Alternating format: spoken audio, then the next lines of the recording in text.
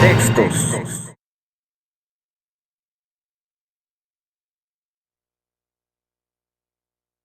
Muy buenas noches, amigas y amigos que nos ven todos los días de lunes a viernes en este programa de Contextos que se transmite a través de las redes del periódico Ultimátum. Muchas gracias por estarnos viendo. Hay muy buena información el día de hoy. Sobre todo acabamos de informarnos de que finalmente el Tribunal Electoral echó para abajo la pretensión, la candidatura de Félix Salgado Macedonio para ser candidato, o sea, no puede ser candidato de Morena a gobernador en el estado de Moreno y en el estado de Guerrero. Guerrero. Y eso, pues es bastante interesante. Yo creo que va a ser un tema que vamos a platicar y por supuesto otros asuntos, otros temas que están en este momento en el ambiente político estatal y nacional. Muy buenas noches, maestro Gilberto Zavala, ¿cómo estás? Estimado Ricardo, muy buenas noches. Aquí, con el gusto de acompañarte. Gracias. Pues sí, la noticia que se acaba de dar es de que el Tribunal Federal Electoral finalmente decidió que no era procedente la candidatura de Félix Salgado Macedonio. Están de alguna manera señalando que el presidente del tribunal votó por que se regresara la iniciativa otra vez a la Cámara, pero finalmente por mayoría los los magistrados decidieron que no procedía la candidatura de Félix Salgado Macedonio. Y bueno, pues esto se está considerando como un buen avance, un gran avance de parte de la ciudadanía, de la presión que ejercieron los grupos feministas.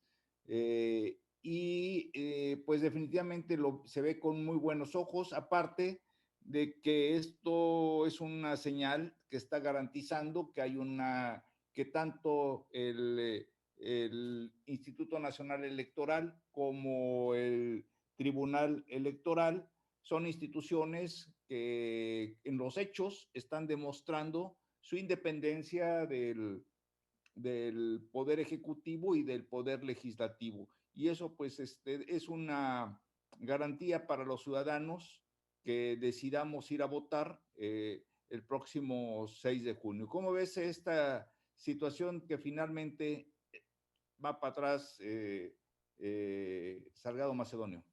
Fíjate, Ricardo, que efectivamente este día estaba previsto que en la Sala Superior del Tribunal Electoral del Poder Judicial de la Federación se definiera o se pronunciara sobre tres temas fundamentales: sobre la candidatura de Félix Salgado Macedonio al gobierno del estado de Guerrero, la candidatura de Raúl Morón al gobierno del estado de Michoacán, y sobre la sobrerepresentación de los partidos políticos, en tanto que no pueden tener más allá del 8% de los votos por la vía plurinominal, y para que ningún partido de manera ficticia, válgase, o por acuerdos políticos internos, pueda tener una mayoría que exceda ese 8% de representación proporcional conforme la Constitución Política de los Estados Unidos Mexicanos. Y tiene razón, hace apenas un par de horas, da como resultado que las presiones, las denuncias y lo que se conflictuó por la vía política, en tanto el caso muy particular de Félix Salgado Macedonio, quien anteriormente el INE lo había sancionado por no acreditar, por no presentar sus gastos de campaña, de pre-campaña. Él había dicho inicialmente que no había hecho pre-campaña y últimamente señaló que efectivamente había hecho pre-campaña y que Morena, particularmente como partido, no había entregado esas cuentas, esos resultados al INE conforme a la ley. Pero para esto, pues ya sabemos que hizo un plantón frente a las instalaciones del INE pues, durante varios días. Ahí lo acompañó el dirigente nacional de Morena, Mario Delgado. Allí también fue acompañado por el otro candidato que hoy ya fue ratificado que fue ratificado el acuerdo del INE, para que no se le dé la candidatura al estado de Michoacán, Raúl Morón, y ahí hicieron pues una fiesta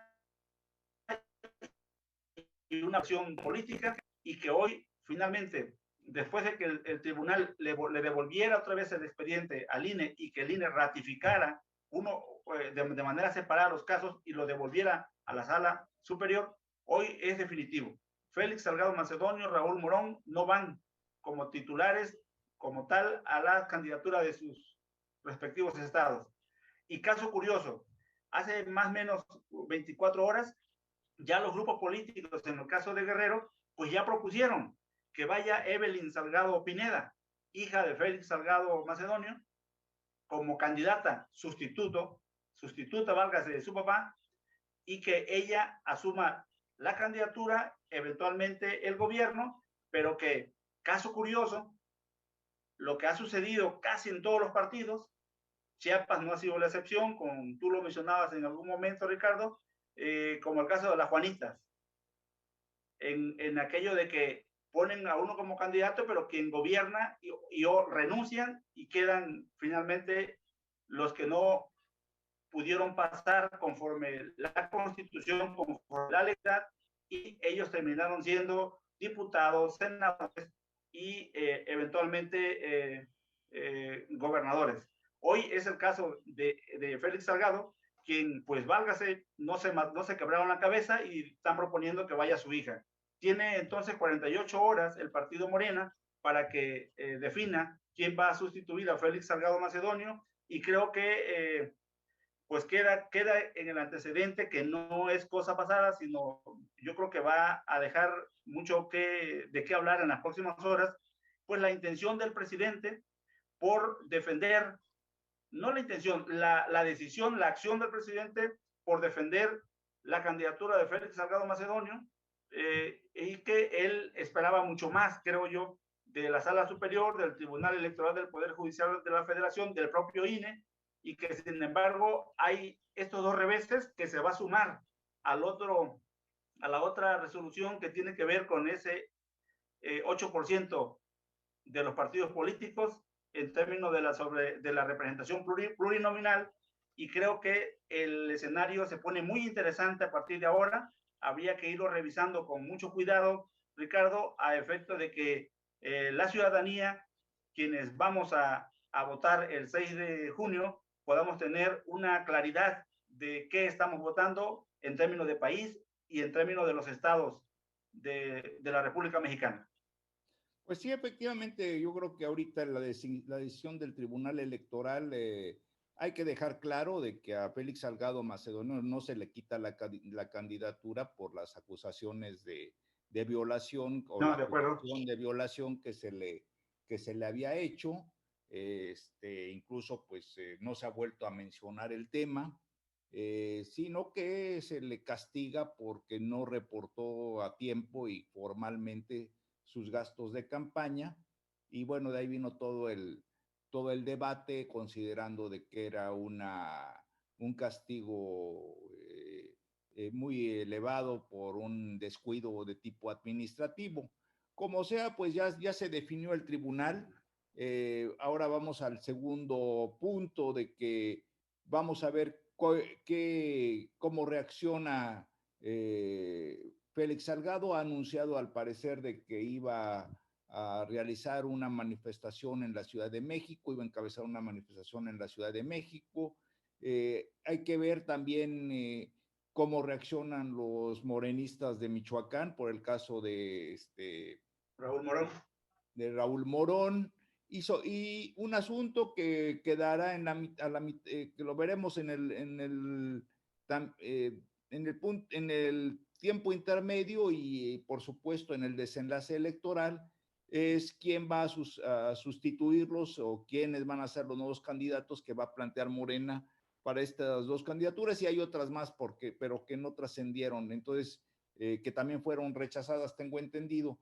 Pero, y el otro punto es, una vez que se designen nuevos candidatos, pues ver si en estos estados, Michoacán y concretamente Guerrero, la fuerza de Morena, aún sin sus proyectos originales, sin sus abanderados originales, logran ganar la elección en estas entidades. En el caso de Guerrero, pues se está señalando de que sí hay muchas posibilidades de que más allá de cualquier candidato, Morena gane la elección, pero vamos a ver, porque también hay que esperar a que se designen los que van a sustituir a estos dos personajes en la contienda. Y por el otro lado, pues las reacciones, ¿no? Primero, ¿qué va a hacer Félix Salgado? ¿Lo va a aceptar? ¿No lo va a aceptar? ¿Va a hacer manifestaciones? Todo indica que va a hacer manifestaciones. Hay que ver cómo reacciona Morena. Y por supuesto, pues toda la atención está mañana en la mañanera para ver si el presidente López Obrador se enoja y lanza algún calificativo para descalificar o descalifica a los magistrados, o tal vez lo acepte tranquilamente y siga adelante el proceso. Creo que eso es ahorita las expectativas o las interrogantes que hay a corto y mediano plazo.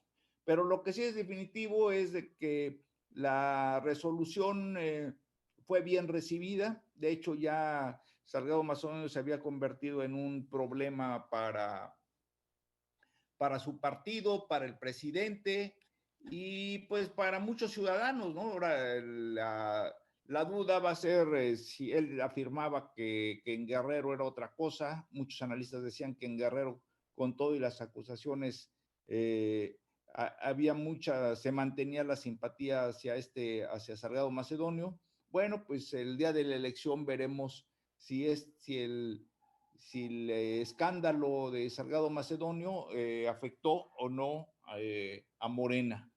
Y bueno, por lo que me señalas efectivamente la parte de la sobrerepresentación, pues también creo que es una medida bastante sana, pero hay que tener memoria que finalmente nuestro sistema electoral, eso lo estábamos platicando ayer, se ha vuelto demasiado burocrático y está lleno de añadidos y demás.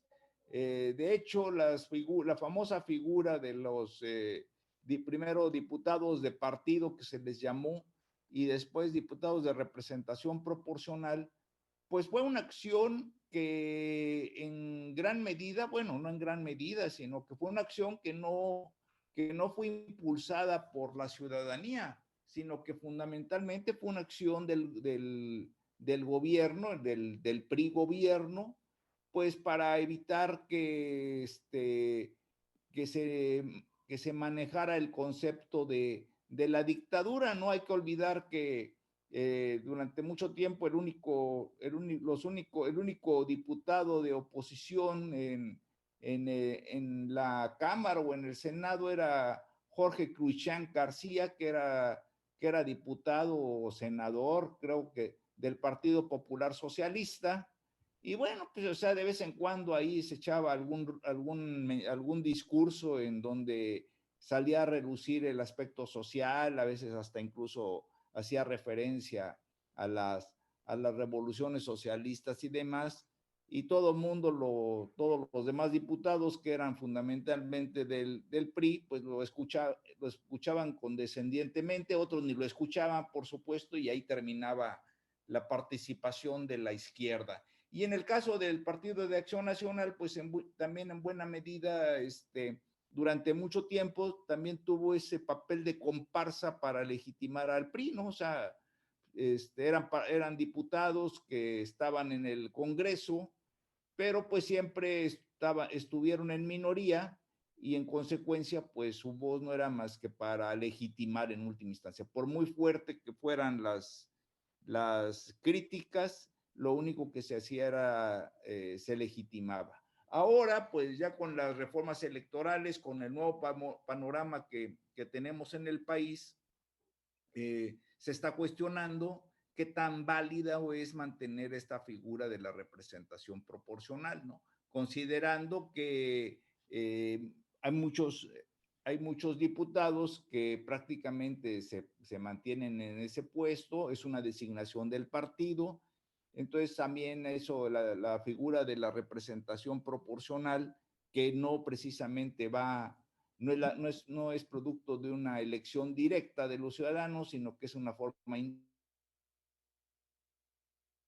indirecta, tiene validez en este momento. Pero sí, definitivamente creo que sería muy sano quitar ese aspecto de la aplanadora, que en este momento, sin querer, porque eso hay que resaltarlo, ¿no? O sea, yo creo que Morena no se imaginaba, o al menos los militantes de Morena, no se imaginaban que iban a tener esa mayoría, aplastante en el Congreso, y seguramente pues van a estar buscando la forma que para eso son los congresos, cuando hay muchos partidos, de cabildear, de buscar aliados. Ya por lo pronto pues sabemos que tienen sus aliados en el Verde, que tienen sus aliados en el PES, que tienen sus aliados en el Partido del Trabajo. En fin, vamos a ver qué sucede, pero pues sí es una buena acción el quitar la sobrerepresentación. Fíjate, Ricardo, al escucharte, yo creo que Félix Salgado Macedonio lo va a tomar con cierta mesura, es mi opinión. Ojalá y no me equivoque, porque viste que tuvo el derecho de audiencia, fue escuchado y se quedó con una expresión de que confiaba en las instituciones, pero de manera paralela se empezó ya a manejar una figura sustituta que agraciadamente recae en su hija. Es decir, el poder no está lejos, sigue estando dentro de él mismo, pues.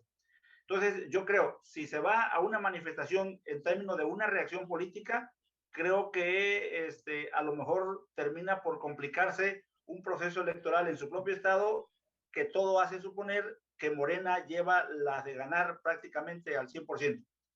Y por otro lado, yo diría que efectivamente sí tendríamos que esperar una reacción del presidente mañana, precisamente en las conferencias que él da, a partir de que pues él trae el tema, la narrativa, en términos de esas instituciones, digamos, mayormente independientes o autónomas, constitucionalmente hablando, por querer él plantear una reforma al Poder Judicial, al Poder Judicial, válgase, y que él impulsa un control mayormente sobre esos organismos o instituciones. Entonces, yo creo que ahí sí va a haber una reacción del presidente.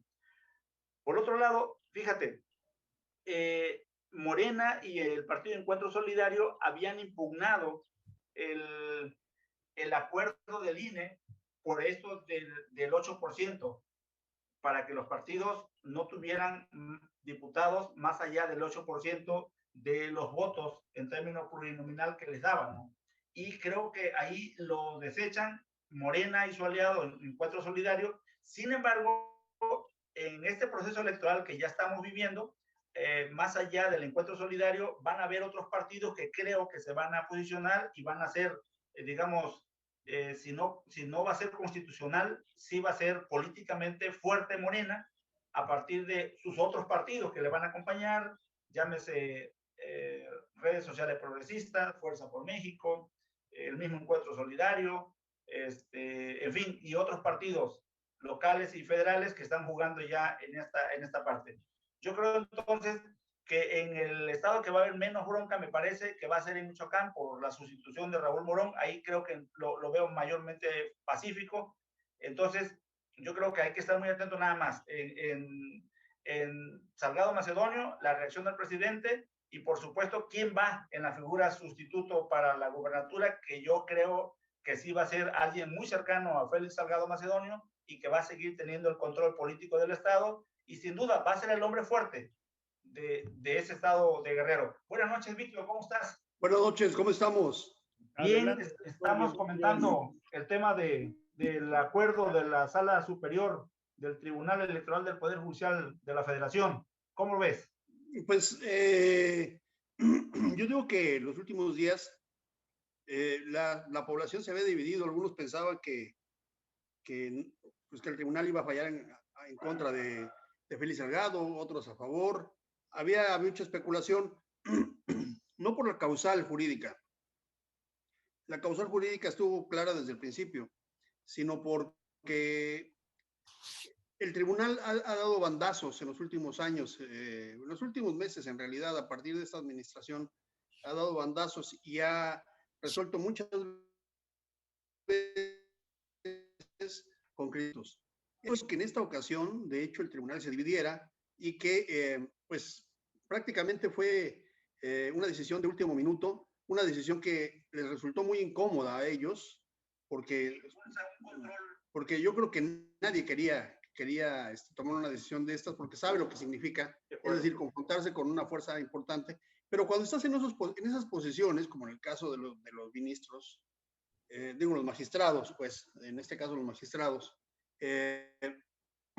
pues hay que tomar esas decisiones, hay que correr el riesgo y hay que asumir esa responsabilidad porque para eso fuiste electo, para eso fuiste señalado, designado, en este caso, la integración del Tribunal Electoral.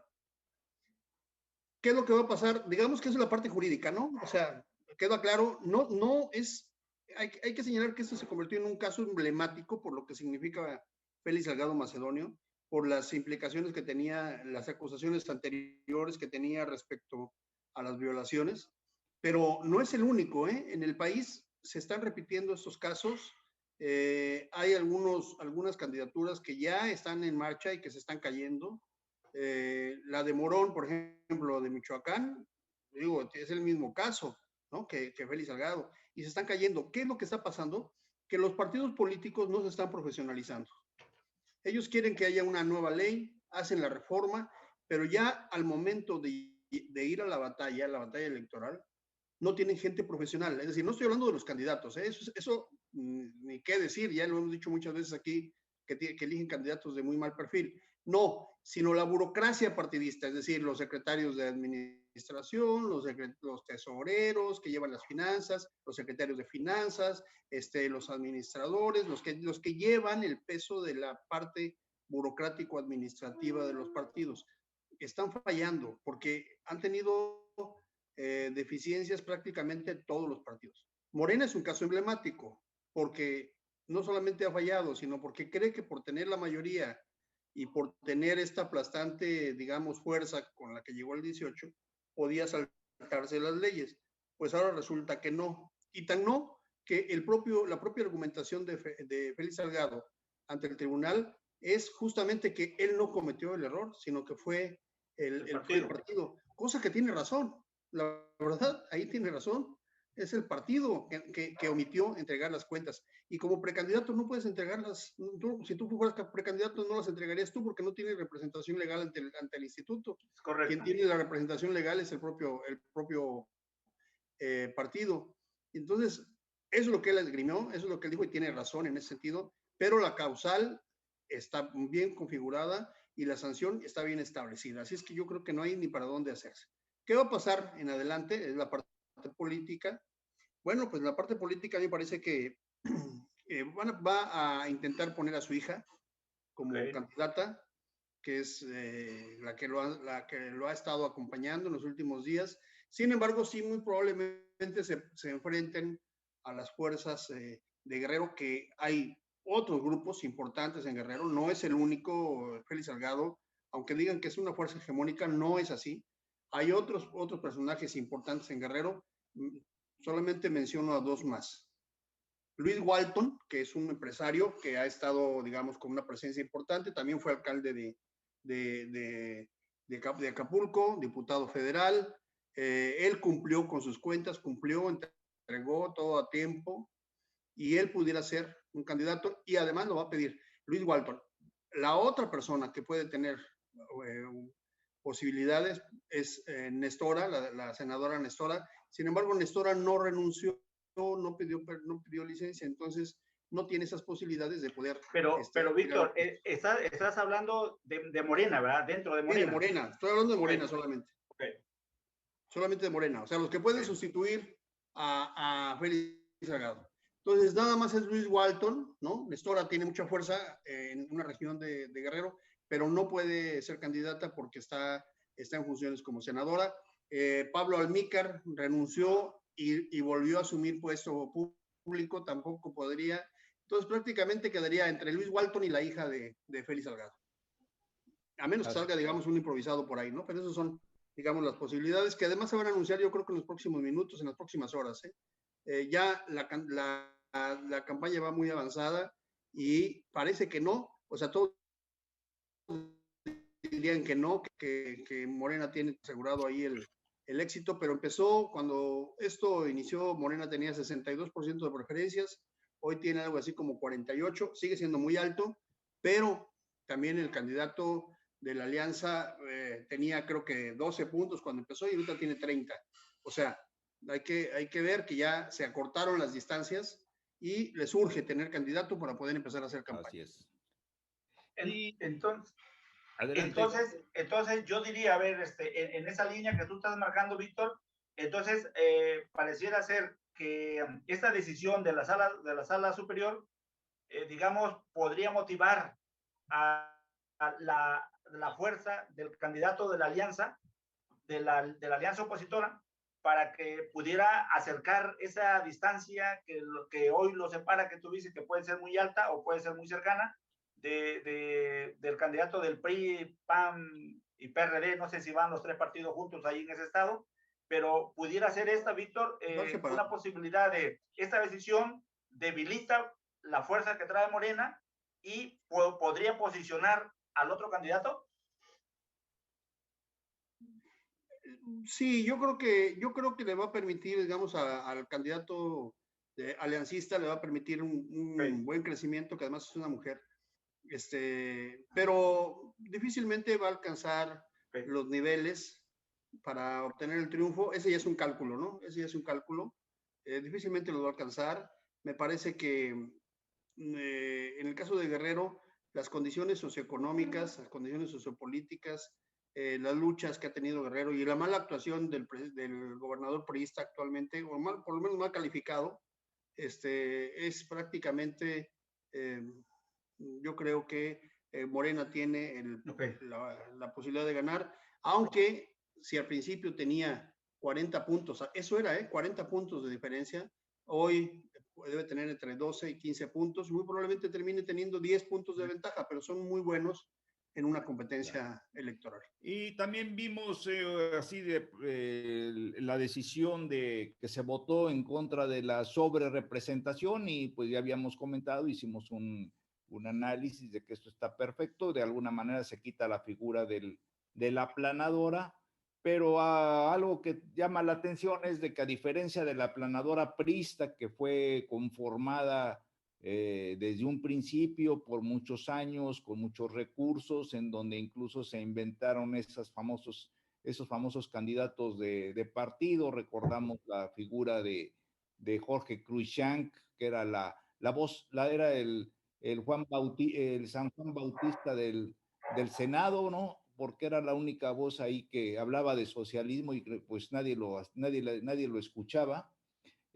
Ahora el tribunal también lo que está buscando es la sobrerepresentación, pero a diferencia de aquella representación priista, pues la sobrerepresentación que tenemos ahorita en el Congreso, pues fue producto de esa avalancha. Yo creo que los morenistas nunca se imaginaron que iban a tener esa fuerza en el Congreso, la verdad les llegó de sorpresa. Y bueno, ahora ya este excesivo número que tienen en el Congreso se va a limitar. Ese es el otro punto, Víctor. Fíjate que mencionaste un hecho histórico muy importante ahorita, Ricardo del Muro. Jorge Cruikshank. Para las personas que no han seguido, digamos, el desarrollo político de este país, voy a recordar muy rápidamente esto porque pertenece a una anécdota, digamos, de la historia política del país. Por allá de los años 80, a principios de los años 80, después de la reforma del 77 que hizo la Secretaría de Gobernación a través de, ¿cómo se llama?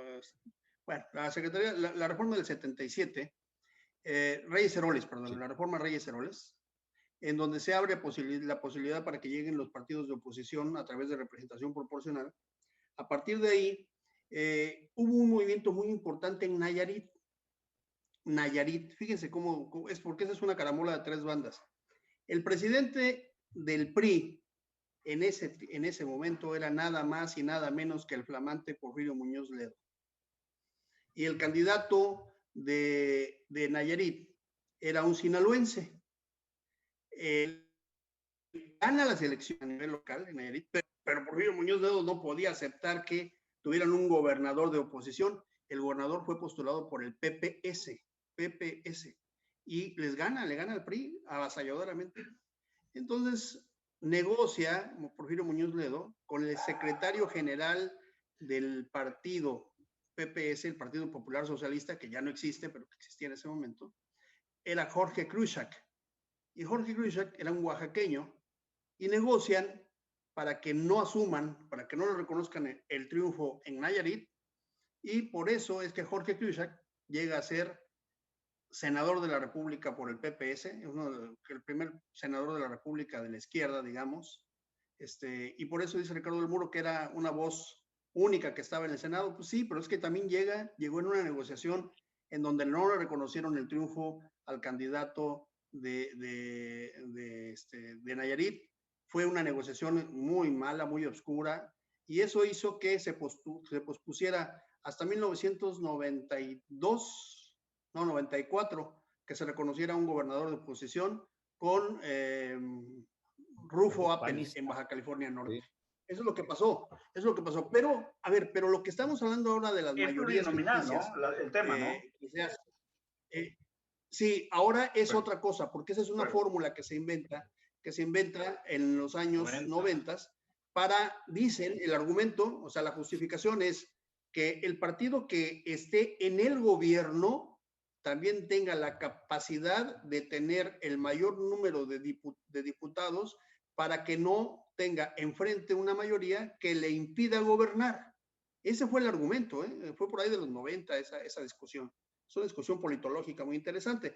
Ganó esa discusión, le dijeron, entonces se le va a otorgar una sobrerepresentación a ese partido. No se instaló esta hipótesis, sino hasta la reforma del 2014. Y en la elección intermedia del 2015 se puso en práctica. Por eso es que el PRI tuvo una sobrerepresentación. Y por eso es que también, ahora que ganó Morena, tuvo una sobrerepresentación. Solo que la reforma fue en el 2007. Solo que en la reforma del 2014, las coaliciones tienen un perfil distinto de las que tenían en el 2007. Y entonces ahora las coaliciones por sí mismas pueden llevar candidatos y pueden postular candidatos a diputados federales. Por lo tanto, ya no es necesario tener esa sobrerepresentación. Ese es el argumento que tiene el IFE y es el argumento que avaló ahora el tribunal, en donde dice, el partido que gane el porcentaje de votación, ese es el que debe tener como diputados. Y ya si hace una alianza a nivel, digamos, ya legislativa, ya es una cosa distinta, pero no debe tener ningún diputado adicional. Eso esta fórmula es un poco enredado, pero esta fórmula le dio a Morena algo así como unos 25 diputados más, que no deberían de estar ahora en el Congreso, y que en la próxima elección no va a haber diputados, digamos, gratuitos, digamos, que son los diputados plurinominales, ¿sí? Sino que cada partido va a tener el porcentaje que le corresponda en el proceso electoral. ¿A quién le conviene? Vamos a ver, ¿a quién le conviene? Le conviene a los partidos pequeños, porque a partir de la fórmula de resto mayor, es decir, a partir del porcentaje de votación que van teniendo, los partidos pequeños pueden aspirar a tener 1 o 2 o 3 diputados, lo cual antes era muy difícil, porque ese porcentaje se tenía a través de las coaliciones legislativas que hacían. ¿A quién no le conviene? Pues no le conviene al partido que tenga la mayoría y que esté en el gobierno, en este caso Morena. Por eso es que se opone. ¿A quién no le afecta? Pues no le afecta ni al PAN, no le afecta ni al PRI, no le afecta ni al PRD, porque ellos hacen una alianza para candidaturas, pero para efectos de distribución va por separado. Así es que eso no les afecta. Le va a beneficiar a los partidos pequeños. Lo que sin duda entonces es una oportunidad, Víctor, Ricardo, incluso para los partidos nuevos, quienes hoy... Sí, para los partidos nuevos. Comentábamos que van en alianza de Morena y que efectivamente ellos van a capitalizar esta decisión, que ya la veían venir, por supuesto, y que por eso se alentó la constitución o el reconocimiento de estas fuerzas políticas, ya ahora en partido, y que creo que ellos van a ser los benefactores, y habría que irlo viendo nada más en términos del perfil de sus candidatos y a partir de la decisión que debe de tomar la ciudadanía. Y tienes razón, fíjate que en los 90, por ejemplo, cuando surge la figura plurinominal, los partidos novedosos o nuevos fueron los ganones también. Por ejemplo, yo estoy hablando del PT. El PT de repente tuvo diputados que no los esperaba, plurinominales, por aquello del ejercicio democrático, para que hubiera equilibrio en las fuerzas políticas electorales o en las cámaras o en el poder de la Cámara de Diputados. Y entonces el PT fue uno de los partidos mayormente beneficiados. Ahí estuvo Nueva Alianza, entre otros partidos nuevos. Ahora se repite el mismo escenario, a la inversa. Y creo que lo leyeron con anticipación, insisto, y hoy van a terminar siendo, por supuesto, aliados de Morena en la próxima legislatura. Pero quiero agregar una cosa más, Gilberto, si me permite, Ricardo. ¿Por qué van a tener que ser aliados? O sea, no es que quieran ser aliados, por supuesto que seguramente van a querer, pero además van a tener que hacerlo, porque si no tienen un número determinado ¿De votos? De diputados, no pueden, ya de diputados. Cuando ya les asignaron a los diputados, si no tienen 5 diputados, por ejemplo, los partidos pequeños, si no alcanzan a tener un porcentaje suficiente para 5 diputados, entonces no tienen fracción parlamentaria. Si no tienen fracción parlamentaria, no en el poder. Es muy difícil que puedan tener, por ejemplo, acceso a una comisión, presidir una comisión, tener prerrogativas en la Cámara de Diputados. Entonces, lo que les conviene es aliarse con algún partido y negociar que les den comisiones. Y esa alianza, pues ya está. Es decir, eso ya es un trabajo legislativo. Y esa alianza, perdón que vuelvo a interrumpir, Víctor, esa alianza me parece que ya está pintada, ¿no? Ya está vista desde ahora mismo, ¿no? Está más que pintada, sí. Más que pintada, sí. Así está bien. Pues bien. Muy bien. Fíjate, Ricardo, Víctor, comentábamos hace un rato, antes de entrar al aire, que distinto a los casos de Félix Salgado Macedonio y de Raúl Morón, están otros casos de candidatos que están acusados de violencia de género, de agresión sexual, de agresión familiar, y que son candidatos y que no se ha pronunciado ninguna autoridad al respecto. Y estaba observando, fíjate que en el PRD hay 2 candidatos señalados, en el Partido Verde Ecologista hay 2, en la Alianza PRI-PAN-PRD hay 3, en Morena hay 24 candidatos señalados, PAN 7, en Movimiento Ciudadano 4, en la Fuerza por México 3, el Partido Encuentro Solidario 3, y por estado, caso curioso, Chiapas tiene 26 casos, Veracruz 10 casos, Puebla 5 casos, y en la Ciudad de México 4 casos de candidatos que están señalados por acoso sexual, por violencia de género, por violencia familiar, por problemas de pensión, etcétera, y que pues hay denuncias, hay organizaciones que le están dando el seguimiento y que esperan que en cualquier momento también las autoridades respectivas puedan fijar una posición al respecto. Agregando también que en la Cámara de Diputados pues se esperan el desafuero de algunos de los candidatos, de los diputados que jugaron o que están jugando como candidatos, acusados también por acoso sexual a menores de edad, como es el caso de este diputado de Morena por el estado de Puebla, que en cualquier momento va a ser desaforado, ¿no? O podría ser desaforado. Sí, Saúl Huerta, ¿te refieres a Saúl Huerta? Sí. Pues mira, un comentario ahí a ese respecto es, Chiapas, no sé si sea el primero, ni sea el que tenga más números, pero sí es muy sintomático que haya tantos. ¿Por qué? Por 2 razones. Una es que hay un desconocimiento muy profundo respecto a la ley. Es decir, los mismos candidatos siguen actuando igual sin darse cuenta que eso les afecta terriblemente. Dos, que me parece todavía muchísimo más grave, es porque desafortunadamente en la clase política imperando la cultura de la violencia, la cultura del abuso. Y tenemos una clase política, pues, pues muy poco ilustrada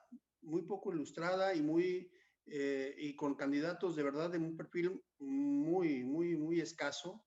Y eso se está viendo reflejado justamente en estas circunstancias. Antes quizá ni siquiera lo decían, ni siquiera lo señalaban, ni siquiera lo denunciaban, pero ahora que se están dando cuenta que esto es motivo de cancelación de candidaturas y que sí ahora ya la legislación lo marca como un requisito previo el no tener un señalamiento de ese tipo, pues yo creo que ahora se están animando a hacer muchas denuncias, pero esto ha sido una práctica común porque nuestra clase política es una clase política abusiva. Y no solamente de eso, sino de muchas cosas más. Y de verdad, búsquenle, no doy nombres porque no, el objetivo de este programa, como lo hemos dicho, no es poner nombres ni hacer de estos juicios sumarios, pero de verdad vean la clase política que tenemos y ahí están los resultados. La vergüenza de Chiapas en los procesos electorales ha estado desde tiempo atrás, o sea, aquí fue donde iniciaron todo este tema de las Juanitas y la simulación de las Juanitas. O sea, para el que no sabe qué es cuando se pidió que fueran, que hubiera una representación de mujeres equiparable al número de hombres, lo hicieron, efectivamente, las llevaron a la diputación, ganaron, pero una vez que ya ganaron, las hicieron renunciar y los suplentes eran hombres. ¿Quién hizo eso? Chiapas. Cuando se puso un diputado migrante, supuestamente porque tenemos una gran población migrante, y entonces se hizo una modificación legislativa, electoral, para que hubiera un diputado migrante, sí, perfecto, fue bien visto, incluso como un tema de avanzada, pero postular a una persona que ni siquiera era migrante y tuvo votos hasta de Burkina Faso y de Islas Mauritanias y no sé de dónde. O sea, una farsa completamente. ¿Quién lo hizo? Chiapas. Cuando bueno, vemos por ahí un caso emblemático de un personaje que va y viene de un poder a otro. ¿Quién es? Oye, y Chiapas, la de los indígenas, ¿no? los candidatos o diputados indígenas. Bueno, y la de los indígenas. Claro, Chiapas. Sí. La de los indígenas que ahora el tribunal echa para abajo, por ejemplo, la representación de la suplente, pero no de la titular, ¿no? ¿Y dónde ves una indígena con esas características? Digo, todos dicen, fíjate, aquí hay una mala interpretación, porque yo he escuchado incluso algunos abogados que dicen, no, lo que pasa es que para ser indígena es suficiente con que te sientas identificado y te adscribas indígena. Es decir, con que te pongas un huipil o con que te pongas ya eres indígena. No, no es cierto. El artículo primero constitucional señala cuáles son las características para tener adscripción indígena. Son tres. Una, tener una relación étnico-cultural, ancestral, a la etnia indígena de la que te suscribes, ¿sí? O sea, que tus padres, tus abuelos, tu cultura, tus costumbres estén arraigados ahí, o alguno de ellos, no necesariamente los 4 abuelos, ¿verdad? Pero alguno de ellos, ¿no? Dos, que tengas alguna relación con esta comunidad a partir de tu desarrollo social, cultural, económico, es decir, que hayas vivido en esa comunidad, ¿no? Y tres, que tengas esa identidad a través de mecanismos lingüísticos y de identidad propia, es decir, que hables una lengua, que tengas una forma de adscripción, es decir, no es suficiente. Y vean cuáles son los candidatos indígenas que hemos tenido nosotros, o sea, puro güerito de ojo verde, ¿no? O sea, si así son todos los indígenas no, en Chiapas, digo... Pues sí, pues sí. Es una farsa más, de verdad. Y eso ocurre en Chiapas. Y hoy tener a tantos candidatos impugnados por violencia de género, por violencia familiar, por abusos, porque mira, muchos candidatos tienen hijos, familias, y no les dan ni la pensión de alimentos, por favor, digo, eso es algo básico, terrible. elemental, ¿no? Terrible, o sea, Y esos son muchos diputados y, bueno, la clase política. En fin, Chiapas dando de qué hablar, ¿no? Correcto. Muy bien, vamos a, bueno, y algo que creo que hay que cerrar es de que este tipo de la diferencia con los que han sido desaforados o que han sido bajados de las candidaturas es de que ha habido denuncias de por medio. En otros casos simplemente, o sea, ¿y esto a qué se ha ido?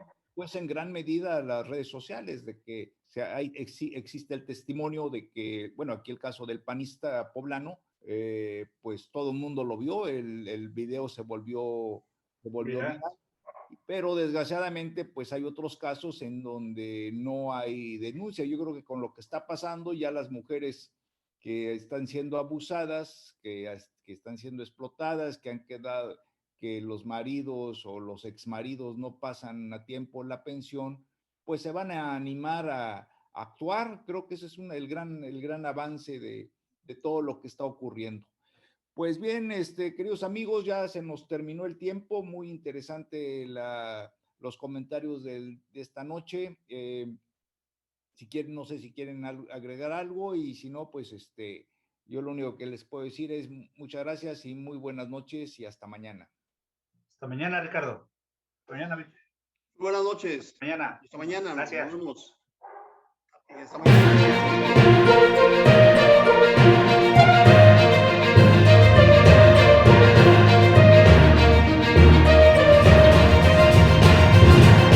Contextos.